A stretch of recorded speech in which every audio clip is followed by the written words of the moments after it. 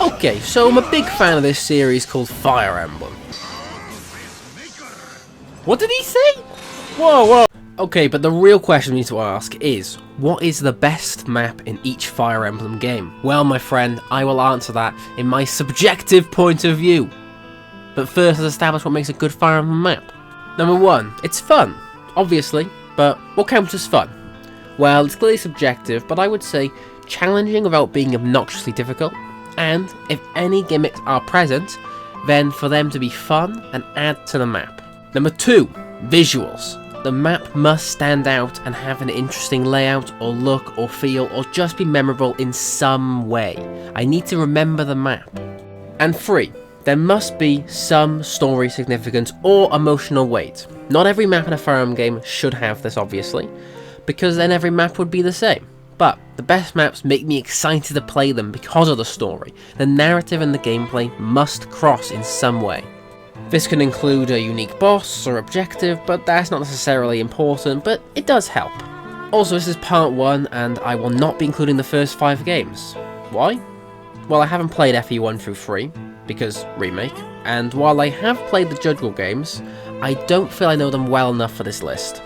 Besides, Genealogy would be pretty difficult due to its unconventional map style, and I fucking hate Tracer. Yep, I fucking hate it. Sorry, not sorry, the game's trash. I never want to touch it again. Go on, call me a normie and leave your comment. I'll still be here. I'll still be standing, because you'll never, never make me back down. So let's begin with Binding Blade.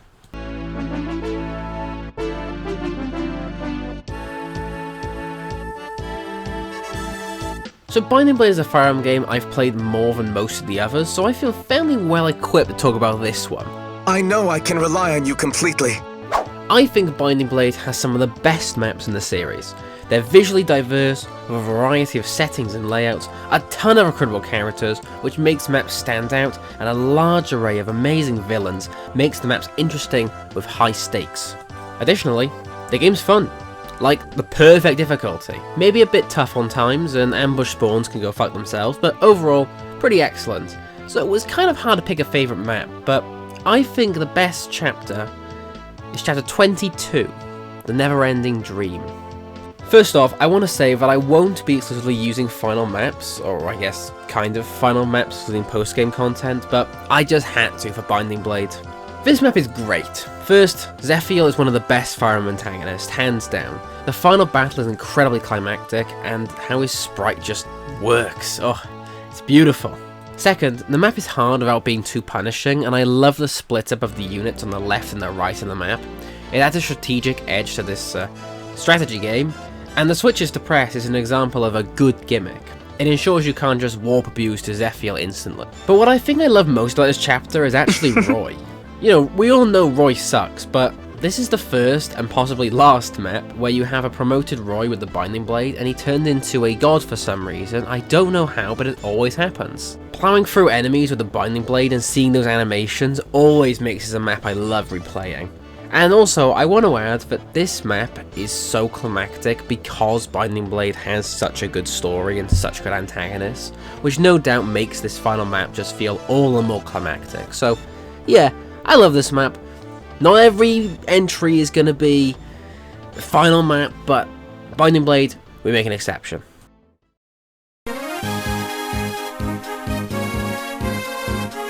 FE7, or the Blazing Blade, but I will be calling it FE7 because that's what I usually call it, is not one of my favourite Fire Emblem games. It's not bad, but I don't know, it's just a little dull to me. But you know what's not dull? Battle Before Dawn. And before anyone says anything, you know what this map is, don't you? You don't need the visuals on screen. You know the name of this. Admit it. You know it. Why? Because this map is iconic. Where to start? Well, this map is carried by its story significance. Recruiting Nino and Jafar, especially Jafar, was an excellent decision on IS's part. The Black Fang are sick, and recruiting Jafar was an unexpected surprise. Especially because he literally kills Layla, so there's some mixed feelings to be sure, some bad blood.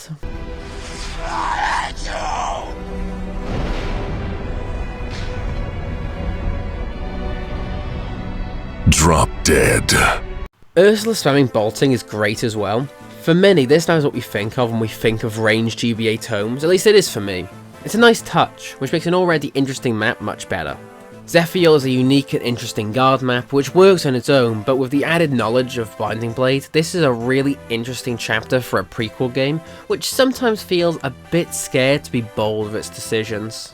I also really love how the focus of this chapter is all wrong. Eliwood, Hector and Lyn aren't really the main characters, they're like third.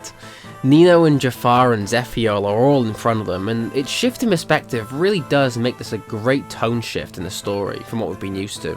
The layout is great as well. Fog of War done right with a healthy level of difficulty. So Chef's Kiss.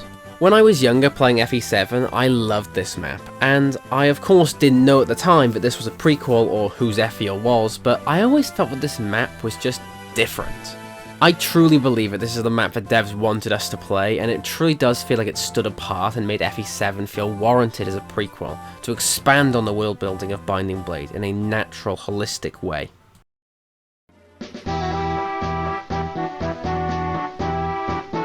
Sacred Stones is fine. I tend to like Sacred Stones more than FE7, but it's just kind of average. FE7 it has better maps in my opinion, so choosing this one was one of the toughest because no map really stood out. A big problem for me with Sacred Stones is the lack of difficulty. Like, this game is easy, very easy, and so the maps tend to feel simple and low stakes. It can make for a casual run through, but dissecting the best map? Pretty hard. Unlike the previous GBA games, I was torn between 3 maps. Chapter 15, Chapter 17, and Chapter 19. All odd numbers and figures. 15 is a big reunion chapter, which means stakes and memorability, but I don't know, it just doesn't really feel as good as I feel the devs want it to, and Chapter 17 I do like. Cyrene is cool so late in, even though she does suck. I like the layout a lot, and I remember this chapter well. Leon as a boss makes an ordinary map kind of interesting and cool. There's something about this one. It's so bland on the surface, but I really do enjoy it. But it's Chapter 19, Last Hope, which is my personal pick. I'm not gonna lie to you, I'm not gonna gush about this one like I did FE6 or 7, but this is a great map. First of all, it's much harder than most of the other maps. Not hard, but harder, so good. I also like the Fog of War, adding some difficulty, and at this point in the game, it's just kind of fun to have all fully promoted units just killing things. Sacred Stones is kind of mindless, but it is fun. And there's also Reeve at the bottom of the map, who if you choose to pursue him, will be challenging, but will end the map early. Or you can defend La Rochelle's uncle. Nice guy. Also, I like La Rochelle's family quite a lot. One of Sacred Stone's strongest aspects is his robust supporting cast, and I like how this late into the game, the focus is shifted to La Rochelle and her heirlooms. You know, if FE7 taught me anything, I do enjoy a pitch shift. The map also just feels so hopeful and optimistic. I don't know why, but it always makes me excited. Like, fuck yeah, let's defend the old guy who's got the last MacGuffin stone or whatever, or the world will end. Yeah, let's do it. That's about it, to be honest. I don't think any Sacred Stones map is a 10 out of 10, to be honest, but this is a solid 9. It's great, but lacks that real impact, but it's still solid and flexible and fun. So, good map.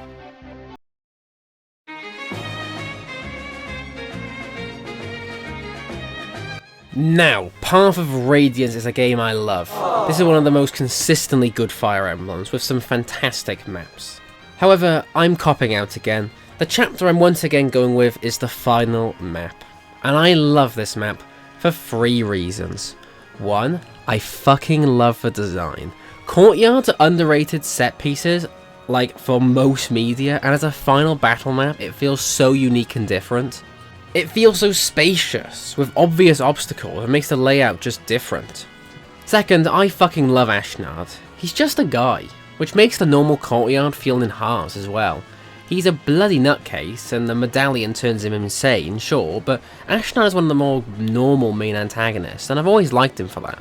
His massive model on the map is imposing, and I love how he actually comes to you, if you're in range that is. It's very different. I will, however, subtract imaginary points. He is too hard. Ashnard never really feels fair to me. He is a pretty hard boss, but I guess that's better than being a complete pushover. Finally, I love replayability, and little details in giving you one of the 3 Laguz Kings, and Gifka, is just sick. It's such a shame we only get to use them for like 3 minutes, but I love those 3 minutes, god damn it. I think as I go through this video, memorability is becoming the most important aspect of a great map, and a unique setting, boss, and choice of one of 3 units makes this not only part of Radiance's most unique map, but one of the most unique in the entire series. It's truly a special map. Radiant Dawn, however, is an absolute stink. I'm just kidding, this is another amazing game with its fair share of amazing maps. And I didn't even look at the map list this time, unlike the previous entries. I already knew it. One of the best chapters in the entire franchise, Rebirth 1, or the first Tower chapter. First of all, the Tower is one of the coolest endgames in any Fire Emblem game period. It's fun and tough, and every chapter features some really cool boss and music, and the atmosphere is so godlike. The setting of a goddess tower feels mighty, and the colours, enemies, and music all add to that. The first chapter in this might seem the simplest, but I like it for that. Some of the others can be a little bit too quick, but this makes you go through it like any other ordinary map. What I love most is little things. I love Hatler Kane. He's one of Fire Emblem's most underrated antagonists, and the special dialogue he has with Peleus and the Sala especially are wonderful. I'm an absolute sucker for unique dialogue, and Peleus here has such a good dialogue exchange with him. It's so satisfying finally seeing Peleus stick up for himself and kick his ass. And if you bring the Sala to this chapter, which you should because he's awesome, you got a special scene of him ripping up the blood contract, effectively freeing himself from being subject to corruption from Benyon. This map feels like the start and end of an epic journey. It's so exciting, and since you've probably brought a Laguz Royal or 2, this is your time to use them, especially characters like Kanegas, who've been elusive to play as for 2 games now. The mixing pot of every character all together who are now one big team, the best of the best. I mean, this is incredible. Radiant Dawn is like an 8 out of 10, but this endgame makes the game like a 9.5 or even a 10. Although, Tormod is basically unusable in Radiant Dawn, so I think it's a 3 out of 10. Sorry guys.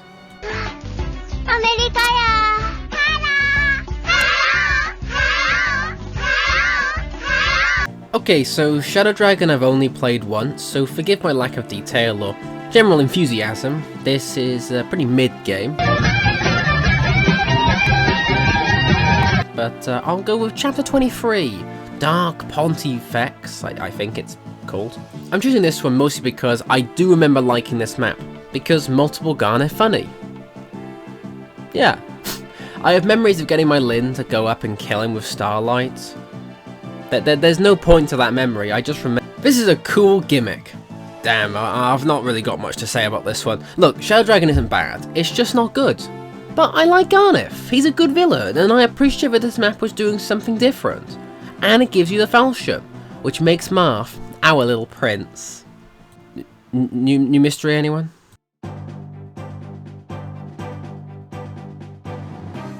Now before you Shadow Dragon fans come to kill me, and I know you do exist, I think New Mystery The Emblem is one of the best Fire Emblem games, and it's my personal hipster game to love.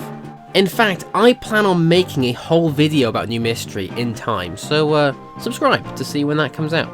My favourite chapter in New Mystery is Chapter 19, The Final Battle, even though this is like the 4th to 5th chapter before the final map, so I don't know why it's called that, but whatever.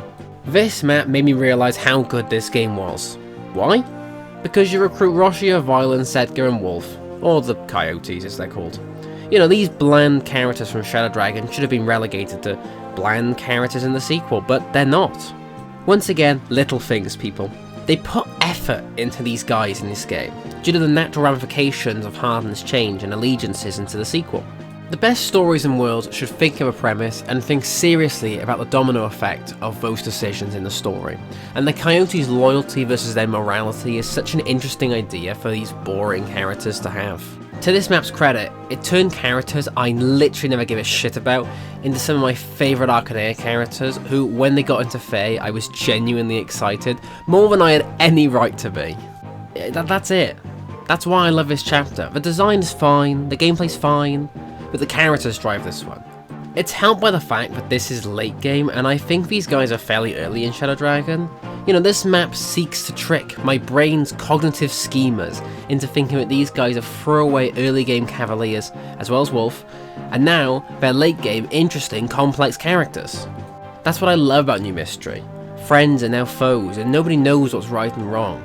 And this natural expansion of the world is exactly what a good sequel should do.